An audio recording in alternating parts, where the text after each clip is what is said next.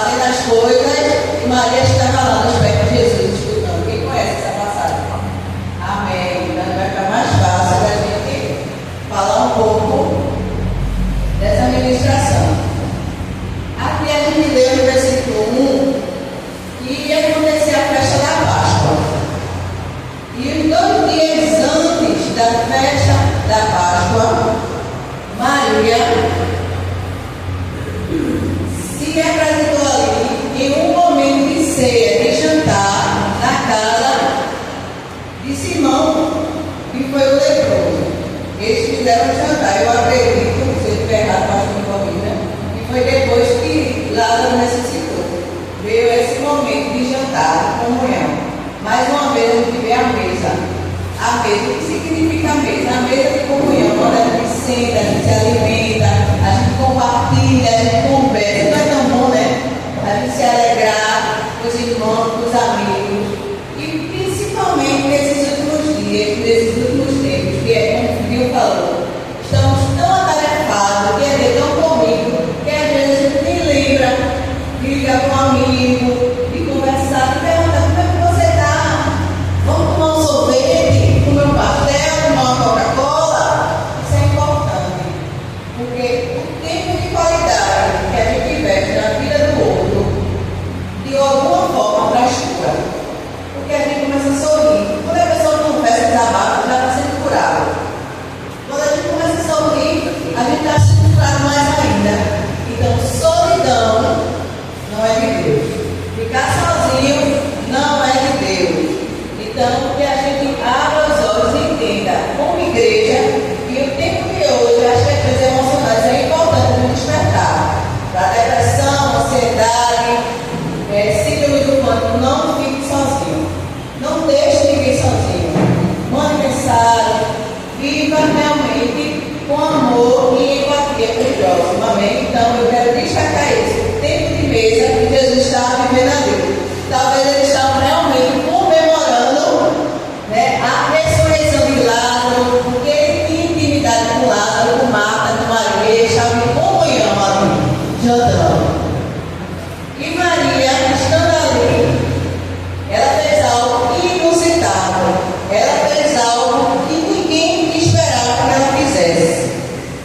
Eu também quero compartilhar o seguinte: vaso de alabastro significa uma pedra ornamental. Você já guarda isso aí. O que é o vaso de alabastro? É uma pedra ornamental daquela época.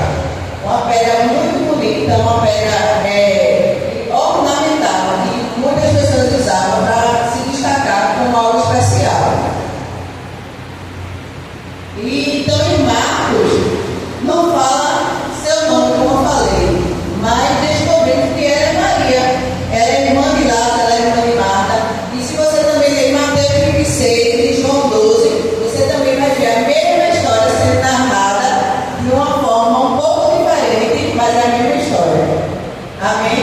Então ela aparece, Maria, 3 vezes aos pés de Jesus, como eu falei, em Lucas 10 para aprender, em João 11 para chorar, e Marcos 14 para agradecer, que é onde a gente está lendo. A gente vai ver algumas atitudes que Maria teve nesse capítulo. Eu também quero abrir um parênteses. Talvez você se pergunte por que esse perfume era tão precioso, porque aqui fala, no versículo 3, estando ele em Betânia, reclinado à mesa, em casa de Simão leproso, veio uma mulher, que é Maria, trazendo um vaso de alabastro com preciosíssimo perfume do corpo. Eu acredito que se não fosse tão precioso e tão importante, esse perfume, esse narro, aqui não ia estar relatado na Bíblia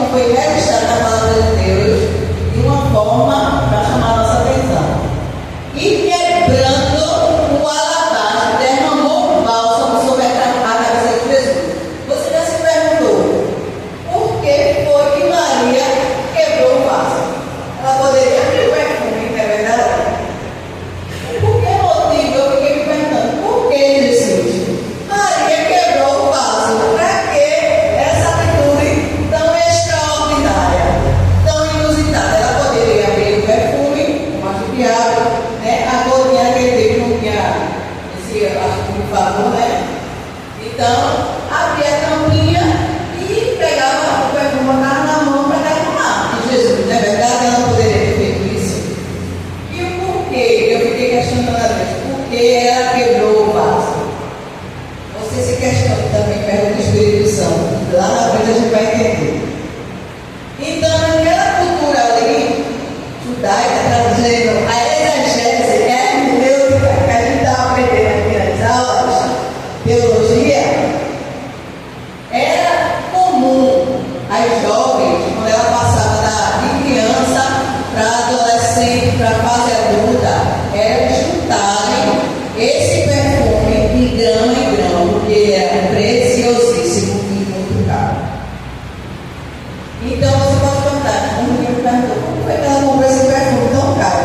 Ela fazia o quê? Ela trabalhava, eu até disse, não, ela trabalhava no campo. Mas depois eu fui pesquisar.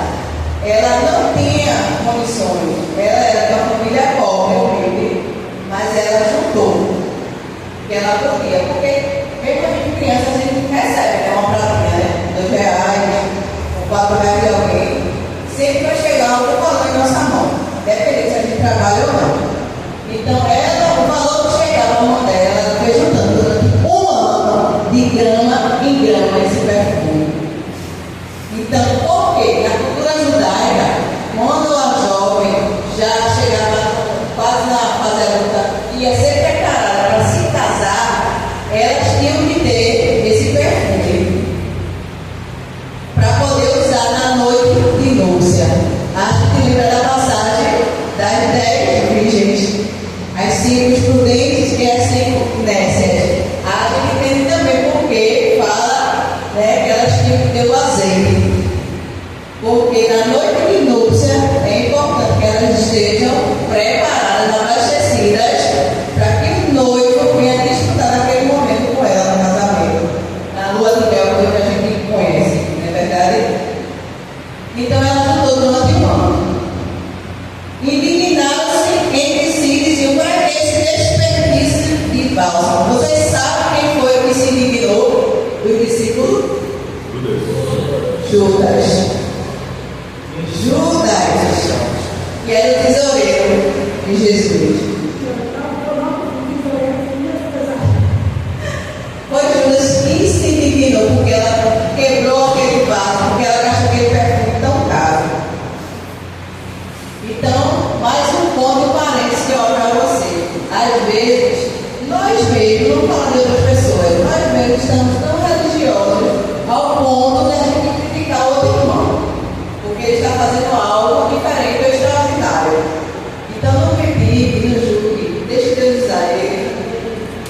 Deixe Deus usar ele. Às vezes ele vai fazer igual a você, da sua forma. Mas deixe Deus usar ele, porque do jeito que Deus lhe usa, vai usar outras pessoas. Amém? Então, quais são as atitudes que Maria teve? Ela deu tudo de mais precioso. Ela deu o seu melhor. Ela se sacrificou. Porque aquele perfume valia um ano do seu trabalho. Já pensaste uma vez, tu trabalhando um ano na tua pizzaria, ganhando teu dinheirinho e pagando só talvez o básico da tua vida, fazendo você pagando luz, energia, internet, a energia, internet, água, comprando só as comidas e o que sobra, pegar água a Jesus o ano todo. Já pensou um dia? O ano todo rodando de Uber, pegando dinheiro para entregar a Jesus. Começa a pensar aí. O ano todo. Valia o dinheiro dela, valia o perfume, valia o ano todo o dinheiro. Sabe quantos ml tinha esse perfume? Para ela dar uma terra mais Jesus. Aproximadamente 500 ml de perfume. Eu estou trazendo essas informações para você porque, para mim, é importante. E eu acho também que seja relevante para você entender um pouco dos detalhes do que aconteceu nesse dia. E lá em João 12, a mesma passagem contada, narrada de outra forma, também detalha que depois que ela quebrou o vaso, ela derramou na cabeça de Jesus, consequentemente escorreu o perfume pelo corpo de Jesus até os pés. Ela pegou seus cabelos e enxugou.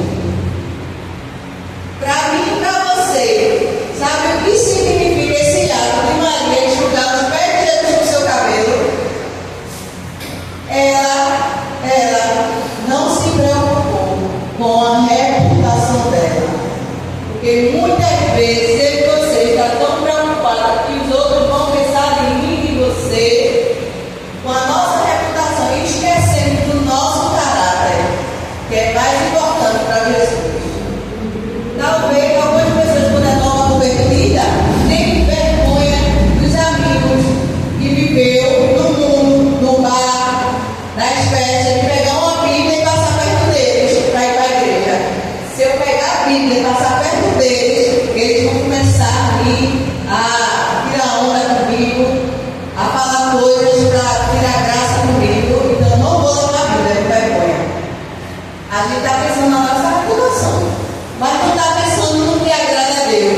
Porque eu pegar minha Bíblia, caminhar, chegar até a igreja, eu estou agradando a Deus. Então, o meu caráter agrada a Deus. O que eu tenho feito agrada a Deus. Amém? Então, naquele momento da cultura que ela vivia, na cultura judaica, ela soltar o cabelo dela e enxugar os pés de Jesus era algo que era um escândalo.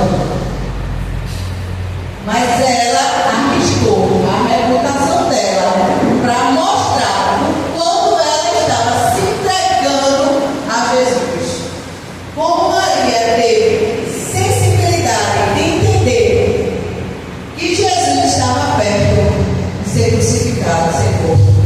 E os discípulos dele, que ele já tinha preparado e falado todo o tempo que ele ia ser crucificado, que era necessário que ele fosse morto, que era necessário que ele passasse por aquela situação, ainda não tinha compreendido o que Jesus falou. Mas Maria, ela entendeu que Jesus ia ser crucificado. Talvez ela pensou, eu não vou ter mais esse tempo. O meu mestre, o meu Jesus, o meu amigo, ele está perto de ser crucificado. Ele vai sofrer e eu não vou ter mais outra oportunidade. Também quero abrir esse parênteses. Às vezes, a gente tem a oportunidade, e para mim também isso, para cada um de nós, de fazermos algo que vai transformar a nossa vida, vai transformar a vida do outro, vai curar, de alguma forma vai abençoar a vida do outro, e a gente negligencia, a gente tem até preguiça, sabia? Que a gente tem até preguiça de pensar, tem preguiça de fazer um esforço. Pronto, a realidade é essa. Eu também tinha preguiça de descansar para chegar aqui de manhã. Porque quem tem esforço para chegar aqui de manhã, para quem gosta de dormir e para quem tem dificuldade de acordar de manhã e despertar, tem que ter esforço, porque tem pessoas que são mais noturnas e outras são diurnas. É a realidade. Então, às vezes, tem preguiça, sabe, de se esforçar para entender, para escutar a dor do outro, para entender as traumas do outro, porque a gente tem tanto problema, tanta dificuldade, tanta luta, meu Deus, não tem tempo não. Para estar escutando essa pessoa, só falar coisa negativa, só falar problema. Às vezes aquela pessoa está precisando só ser ouvida. E talvez ela esteja pensando tirar a vida dela. Só de você dizer assim, bom dia, amada, tudo bom? E ela começa a desabafar. Talvez ela deixe de desabafar, porque ela nem vive mais a vida dela. Não sei se você lembra da passagem de Davi e Absalão. Davi, pai de Absalão, eles discutiram, tiveram uma briga, eles passaram 11 anos sem se falar. 11 anos sem se falar. Como aquele prejudicou o filho? Como prejudicou o filho de Davi? Quando ele morreu, Davi chorou. Davi se arrependeu, queria ter voltado a falar com ele, mas não teve mais tempo. E mesmo assim, na nossa vida, a gente está aqui hoje, não sabe se amanhã. E hoje em dia não tem mais isso não, de velho, de novo, depois do Covid, não tem mais isso. A gente tem visto que tem se abreviado os dias. Deus tem pressa de cumprir a promessa dele na minha e na tua vida. Você é precioso, você é preciosa. Não se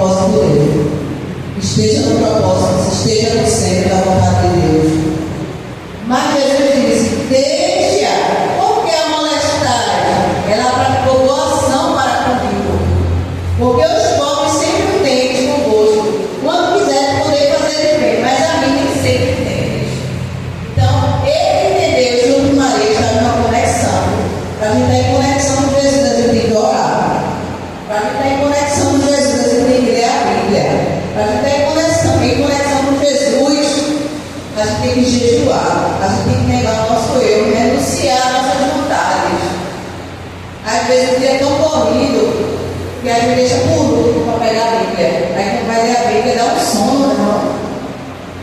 Quem pega a Bíblia aqui para ler e começa a dar sono? Dá um sono, não é? É porque tem um inimigo, é chamado fofinho. Eu aprendi com um pastor. Um inimigo chamado fofinho, que ele fica muito para você dormir, para você não ler a palavra. Sabe por quê? E conhecereis a verdade, e a verdade vos libertará. Quando você tem sono e preguiça de ler a Bíblia, você está igual uma folha que o vento leva para onde quiser.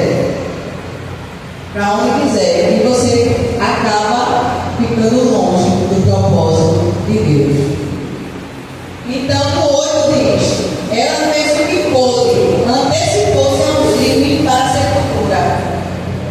Preste atenção nessa palavrinha. Ela fez o que pôde. Maria fez o que pôde.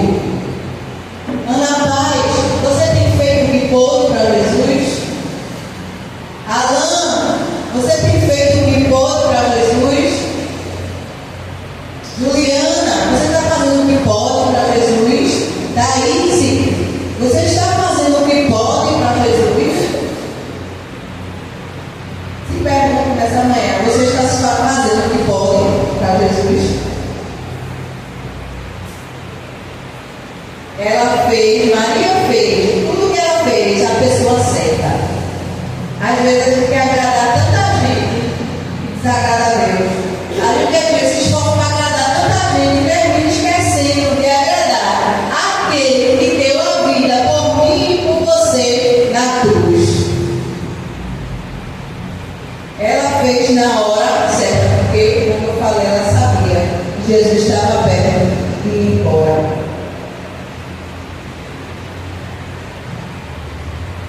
Você está realmente fazendo o que pode ou o que sobra? O que resta? Meu Deus, vou fazer tudo o dia todo, porque é muito importante, né? Hoje em dia, quando você tem um filho, a sociedade diz: como é que vai ter um outro?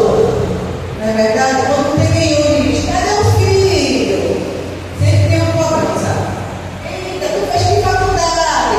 Quando você vai na faculdade, menino, tu fez mestrado, pode? O quê? Está trabalhando aonde? Qual setor? Qual é o teu cargo, tua função? A sociedade sempre está nos cobrando algo a mais. E a gente se preocupa tanto em ter um carro melhor, uma moto melhor, e viajar e conhecer países. Mas a gente às vezes não para se preocupar em dar o melhor a Jesus. Jesus não quer muito não, ele não quer nada extraordinário não. Ele só quer o seu coração. Amém. Ele só quer quem você é, não o que você pode dar a Ele. Às vezes a gente se confunde, que a gente é importante para Jesus pelo que eu faço. Não, porque se no dia que você não puder fazer, tiver uma enfermidade, ficar parado, as pessoas talvez vão lhe abandonar, mas Jesus não. Ele vai lhe amar da forma que você é, não que você pode dar a Ele. O serviço a Cristo é só uma consequência da sua entrega a Ele todos os dias, no seu quarto, na sua casa, no seu lar e na sua família. Amém? E no 9, em verdade vos digo, onde for pregado em todo o mundo o Evangelho, será também contado aquele o que ela fez, para a memória sua. Quem aqui está disposto a entrar na história para a expansão do reino da mão? Amém. Então Jesus quer que você também entre nessa história, para que anos depois do que você fez para Jesus, ou depois que você morrer, a sua geração, outra geração diga: um dia Emmanuel me deu uma palavra e eu nunca vou esquecer o que Emmanuel fez, e aquela palavra mudou a minha vida. Um dia Emmanuel foi usado por Deus para abençoar a minha vida e eu nunca vou esquecer. Um dia Cris, através do louvor,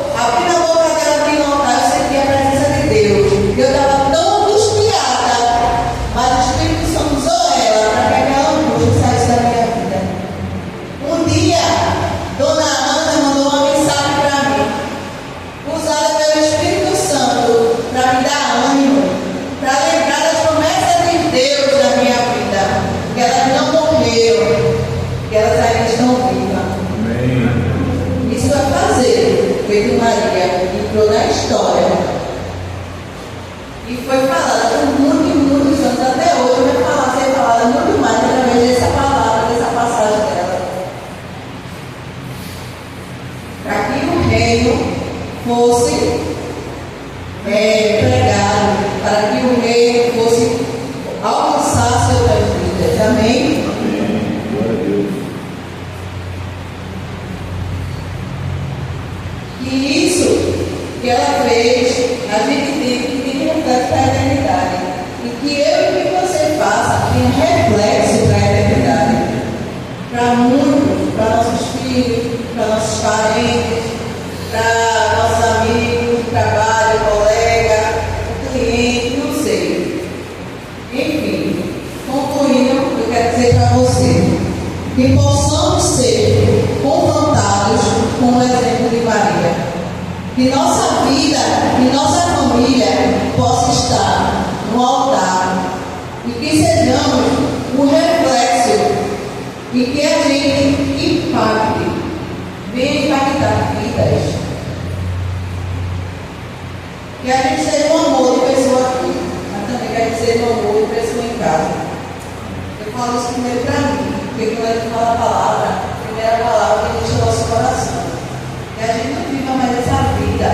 E muitos estão vivendo de aparência, de superficialidade. Deus não aguenta mais ver um povo que tem fugido da verdade, da realidade, precisamos ser curados, nós precisamos nos arrepender, precisamos pedir perdão.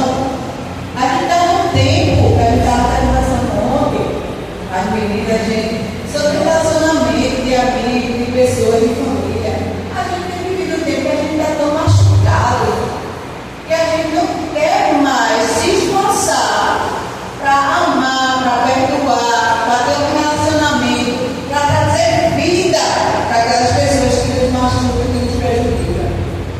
Porque é cansativo, a verdade é essa. É cansativo. Meu celular, que o tempo já acabou. Então, eu vou dar um exemplo a vocês.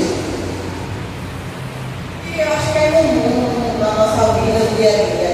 Quem aqui não tem pessoas na família que você não se dá bem? Que aquela pessoa incomoda, que aquela pessoa irrita mais, que aquela pessoa é chata, que ela pesa o ambiente, que às vezes ela é mais negativa, se deixar para fazer uma confusão, não é verdade? Talvez essa pessoa também foi eu, foi você em algum momento. Eu mesmo já fui essa pessoa, ser muito brava, de trazer problema, de discutir, de querer ter mais razão do que ter paz. Depende do temperamento da pessoa. Então, talvez foi eu, foi você, essa pessoa, ou tem outra pessoa na família. Mas, gente, como eu falei, a gente está hoje aqui, não sabe se está amanhã. Tem estação na nossa vida, até a palavra diz em Eclesiastes, há tempo para tudo, há tempo de abraçar e há tempo de se afastar. Eu entendo o seguinte, que na estação que eu e você está vivendo, que a gente não está com muita paciência, e não está com muita paz no coração, a gente vai pacificar e então se afasta um pouquinho. O pavio não queima muito rápido, né? Tem gente que tem pavio tem, tem gente que tem pavio curto, eu tenho pavio tinha. Deus está me moldando, me transformando aos poucos. Glória a Deus. Então, é isso. Tenha misericórdia, tenha amor, porque às vezes a gente chega num lugar, na família assim, tem alguém bebendo, cerveja, tem alguém bebendo, tem outros que estão na cozinha, geralmente é a mulher que fica na cozinha, né? A gente nas coisas.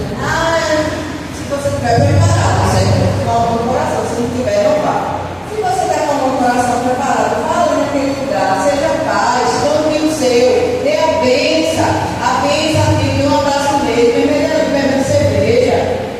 A benção, tio, te amo, aquilo já vai mudar a pessoa. Se você tem que fazer, eu falo, mostrado. E você não está servindo ali, mostrando diferença. Agora, se você não está preparado, vai ser uma tentação para você, então não fique em casa. Amém? Eu queria pedir agora que ela. Queria pedir para vocês ficarem em pé.